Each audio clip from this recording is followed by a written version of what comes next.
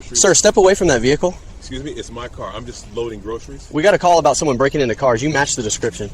I literally just walked out of the store. I can show you my receipt. A receipt proves nothing. Don't reach for anything. You're being uncooperative. Officer, I'm not reaching. I'm holding the receipt you just mentioned. I'm simply loading groceries.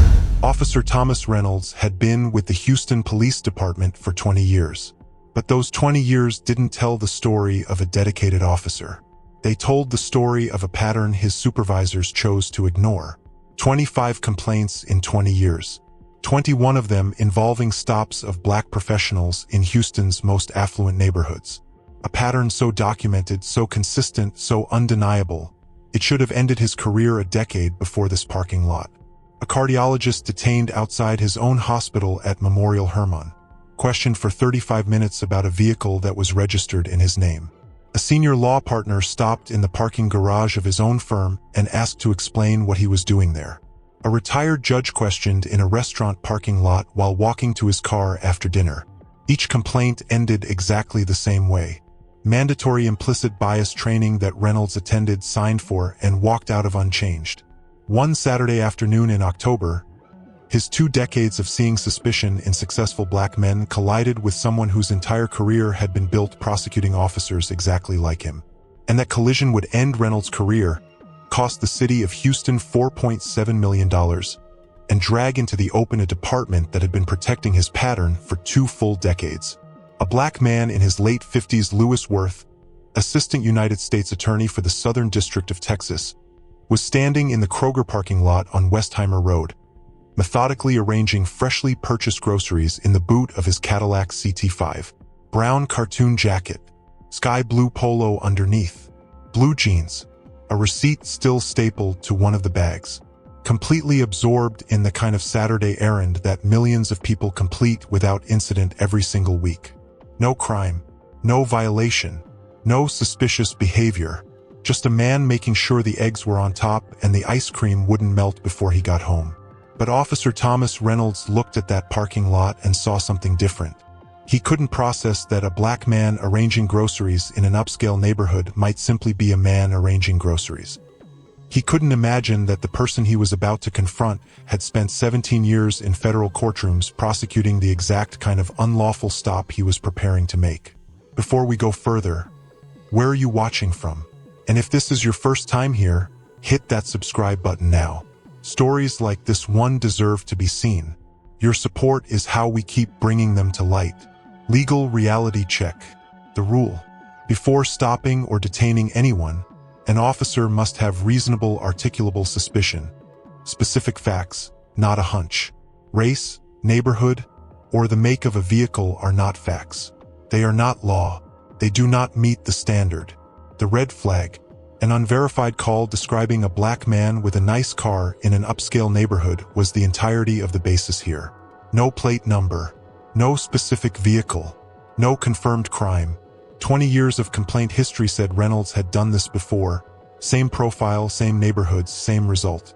The consequence: any detention that flows from this kind of stop is unlawful from the first second. Everything Reynolds did next was built on a foundation that didn't exist.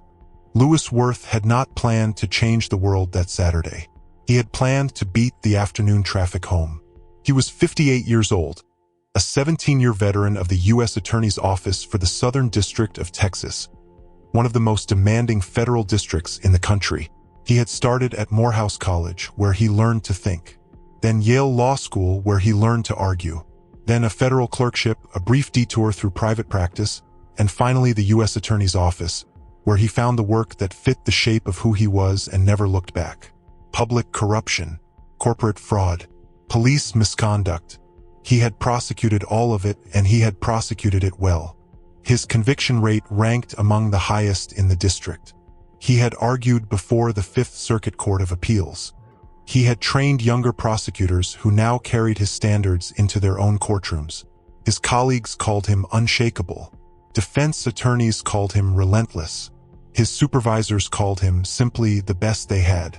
He was also a black man in America, and he understood, not theoretically, not academically, but in the marrow of his professional life, exactly what that meant when a certain kind of officer was nearby.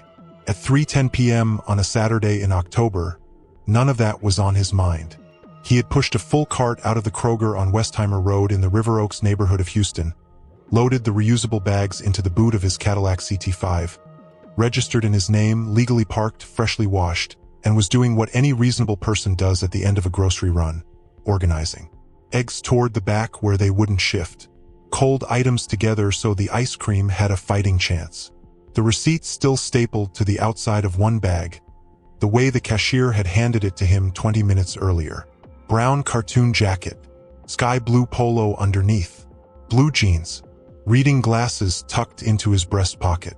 A man doing the most unremarkable thing imaginable on a Saturday afternoon.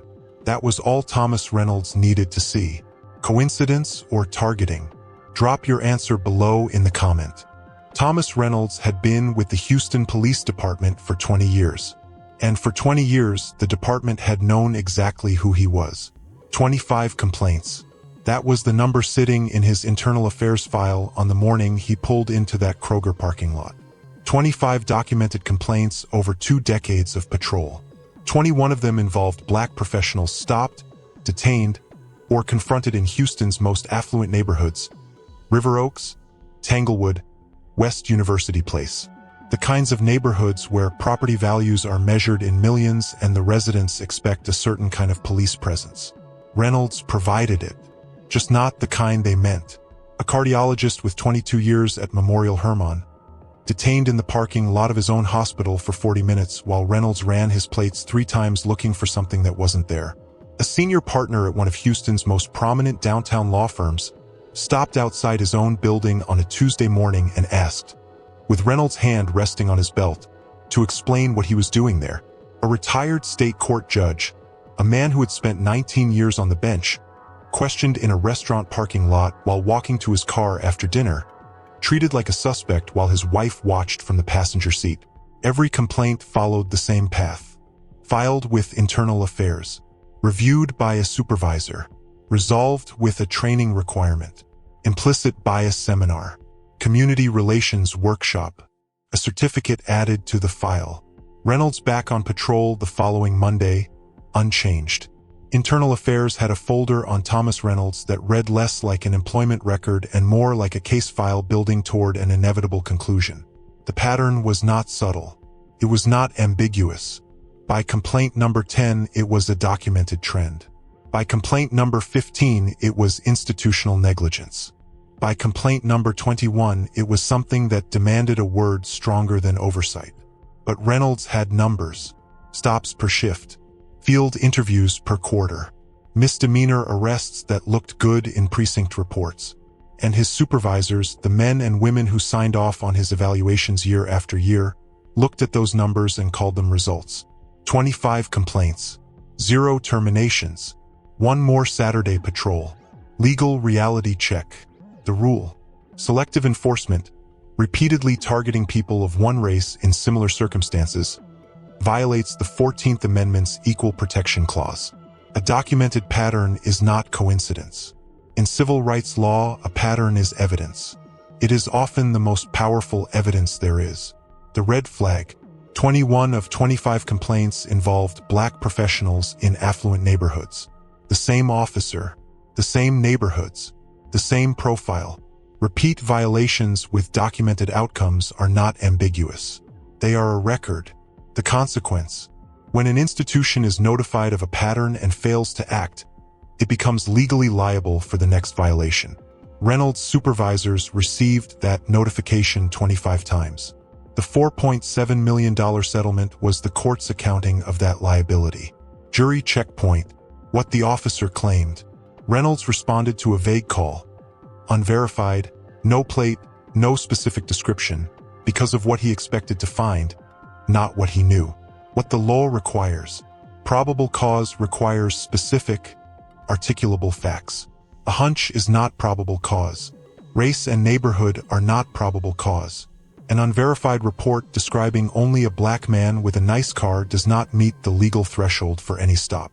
You decide. Was Reynolds responding to a crime or to a color? Let us know in the comments. The call came in at 3:07 p.m. Suspicious individual, possible vehicle tampering, Kroger on Westheimer Road. The details were thin, they were always thin. An unverified report from a shopper whose identity dispatch had not confirmed.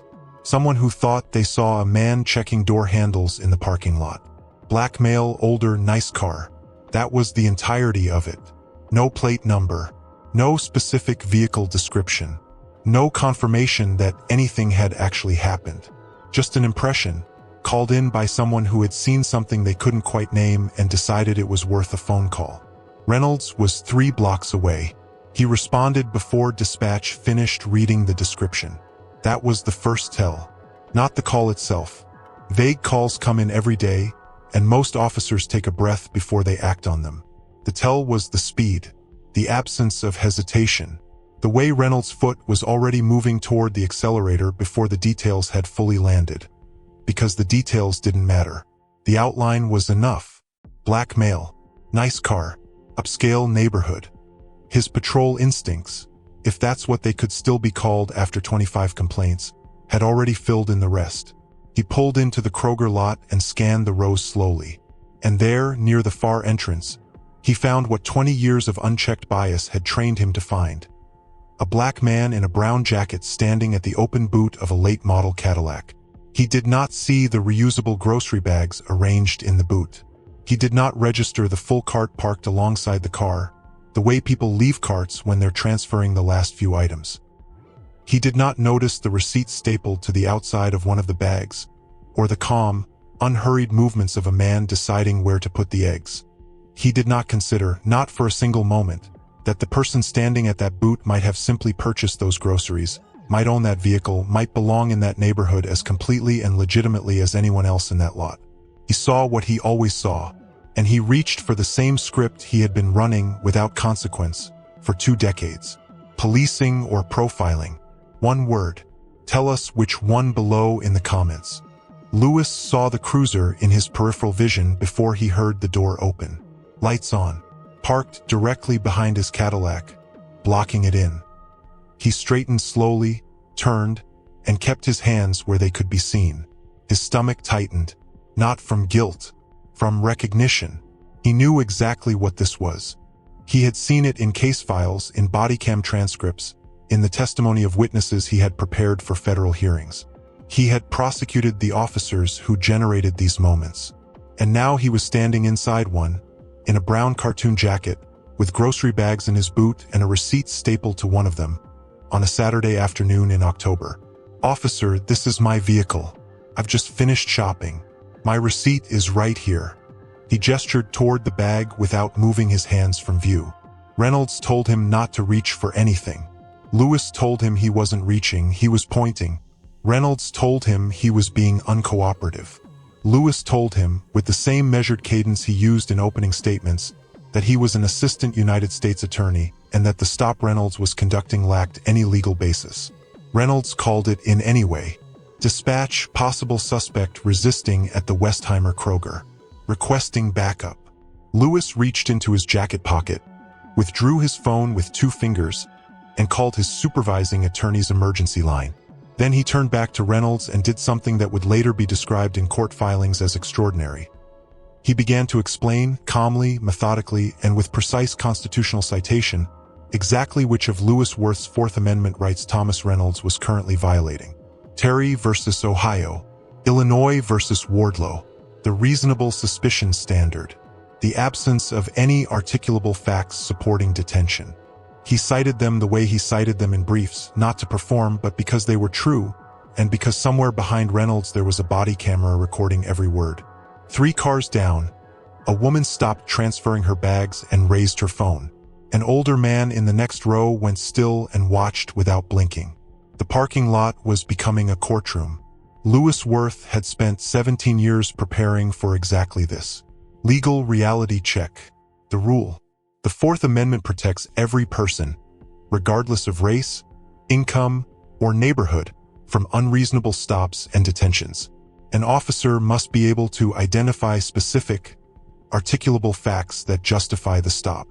Not impressions, not assumptions. Facts. The red flag. Reynolds physically blocked Worth's vehicle, issued commands, and called for backup, all before confirming any crime had occurred. Blocking someone's exit is a detention. A detention without lawful basis is an arrest. An arrest without probable cause is unconstitutional. The consequence: every second Louis Worth stood in that parking lot under Reynolds' authority, after Reynolds had no lawful basis to hold him, was a constitutional violation accumulating in real time. The body camera was recording all of it. Jury checkpoint: what the officer claimed. Reynolds described Louis Worth as a possible suspect resisting, and called for backup, while Worth stood calmly with his hands visible, offering his receipt and identifying himself as a federal prosecutor. What the law requires. Unlawful detention occurs the moment an officer restricts a person's freedom of movement without legal justification. Calling someone uncooperative for asserting their rights does not create probable cause. It documents the absence of it. You decide. At the moment Reynolds called for backup, was Louis Worth a suspect or a witness to his own false arrest? Let us know in the comments. The backup Reynolds called arrived in 4 minutes. It was the last good decision he made that afternoon. Sergeant Patricia Okafor had been with Houston PD for 22 years. She had worked patrol, investigations, and community affairs. She had seen bad stops before, had filed paperwork on some of them, had sat across from internal affairs on others. She stepped out of her unit, scanned the scene in the time it takes most people to read a sentence, and understood immediately what she was looking at. A black man in a brown jacket standing beside a Cadillac CT5, boot open, reusable grocery bags arranged inside, a receipt visible on the outside of one bag, DOJ credentials laid flat on the hood. Reynolds had made him place them there. No signs of distress, no signs of crime, no signs of anything except a man who had been stopped for existing in a parking lot while black. She ran the plates herself. The Cadillac was registered to Louis Worth at a River Oaks address. She picked up the credentials and examined them the way someone examines something they already know is real: holographic seal, security strip, official photograph, badge number, the full institutional weight of the United States Department of Justice on a laminated card issued to assistant U.S. attorneys and no one else. She set them down and turned to Reynolds. Her voice was flat and final. This is a federal prosecutor. That's his car. Those are his groceries. There is no crime here. There was never a crime here. Reynolds started to respond. She didn't let him finish. Captain Darnell Fitch arrived 6 minutes later. 28 years on the force. He had written 3 formal recommendations to terminate Thomas Reynolds. 1 in 2019, 1 in 2021, 1 in 2023. All 3 had been blocked by union arbitration. He stepped out of his vehicle, walked to the hood of the Cadillac, and looked at the credentials. Then he looked at the grocery bags. Then he looked at Reynolds for a long moment without speaking. When he finally spoke, his voice was very quiet. Badge and weapon. Right now. You're done. Procedure or punishment. Should Reynolds have faced consequences long before this? Yes or no? Jury checkpoint. What the officer claimed. Reynolds' dispatcher had a vague, unverified description. Reynolds made no attempt to verify the call before initiating the stop. When a federal prosecutor identified himself and offered his receipt, Reynolds escalated anyway. What the law requires. Credential verification is not optional. When a person identifies themselves, provides credentials, and the vehicle matches registration, the legal basis for continued detention evaporates. The officer's obligation at that point is to stand down, not double down. You decide. When Worth said, "I am a federal prosecutor and this stop is unlawful," did Reynolds have a legal obligation to stop? Yes or no? Let us know in the comments. The woman 3 cars down had started recording the moment Reynolds called for backup. She had not been asked to. She had not announced herself.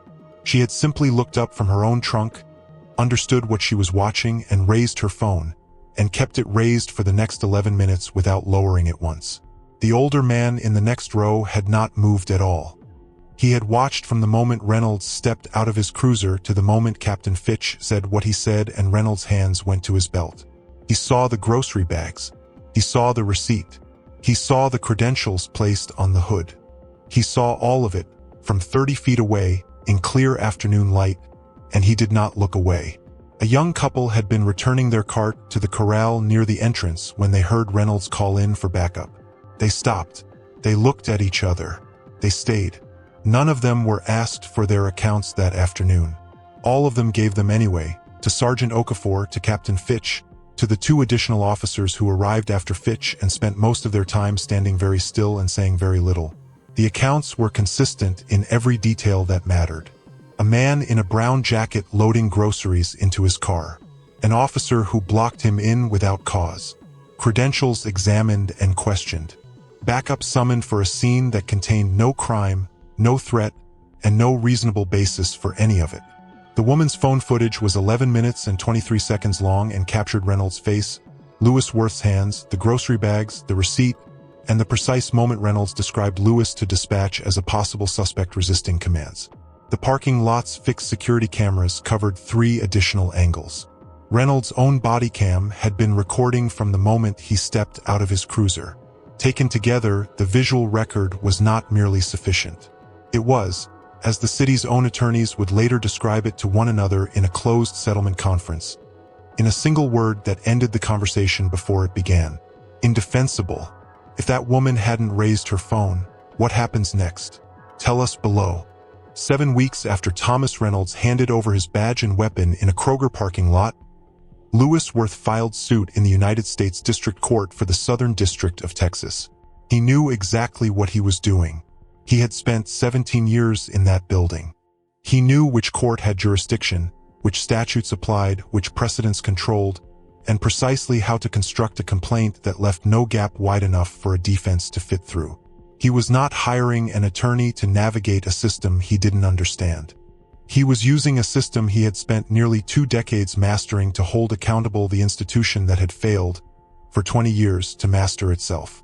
The named defendants were Officer Thomas Reynolds, his direct supervisors across 4 separate command rotations, the Houston PD command staff, and the city of Houston. The allegations were comprehensive and surgically precise. Racial profiling, unlawful detention without reasonable suspicion or probable cause, violation of Fourth Amendment rights, and deliberate institutional indifference to a documented and sustained pattern of discriminatory conduct. That last allegation was the one with teeth, because it wasn't about one bad stop. It was about 25 complaints, 21 involving black professionals, and 20 years of supervisors who signed training certificates and called it accountability. Reynolds' entire complaint file was entered into the federal record.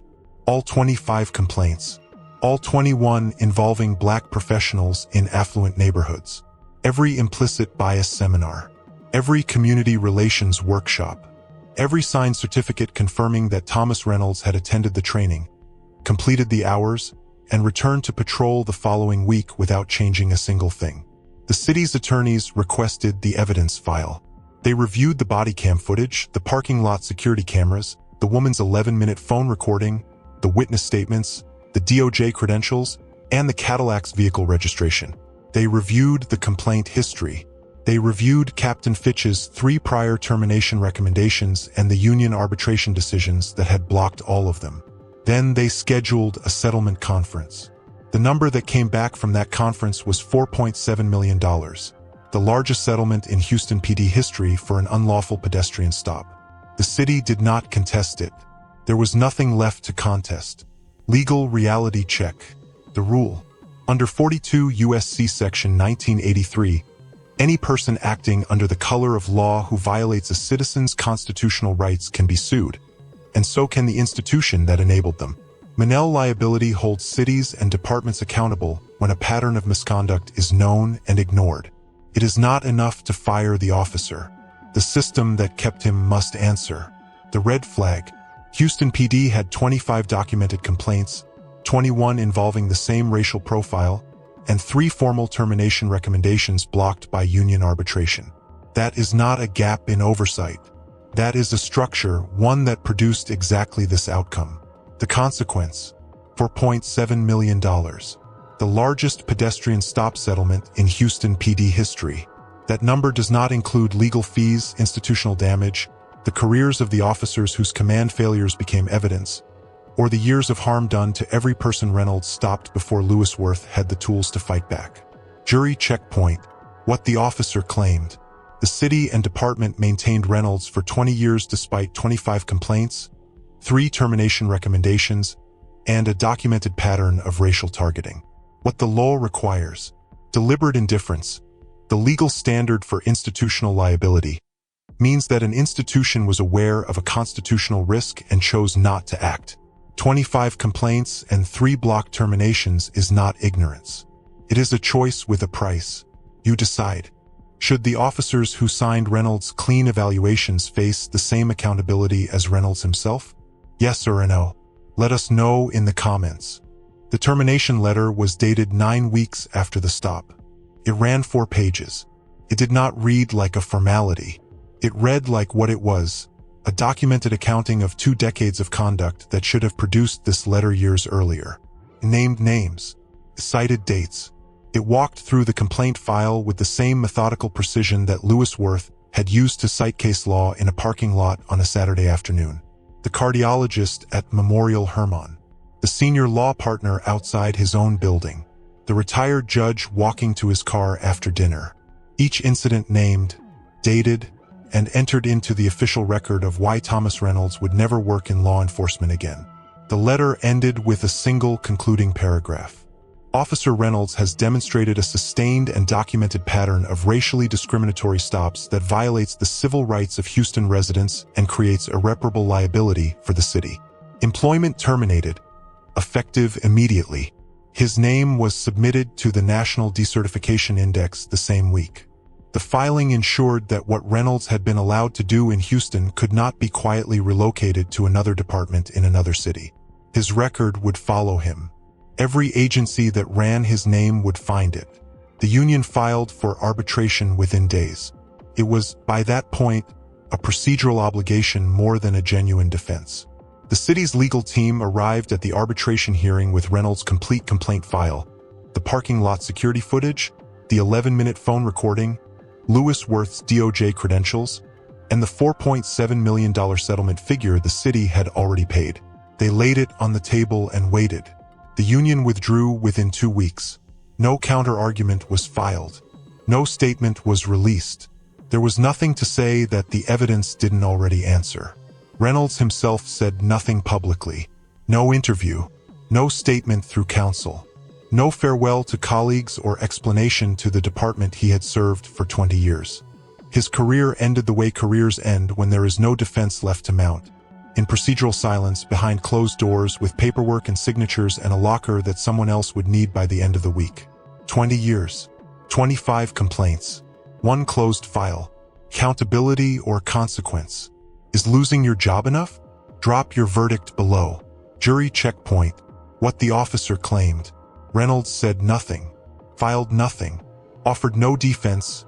No explanation. No statement. His union withdrew without argument. What the law requires. Silence in the face of documented evidence is not a defense strategy. It is a confession by omission. When the evidence is indefensible, silence is all that remains. You decide.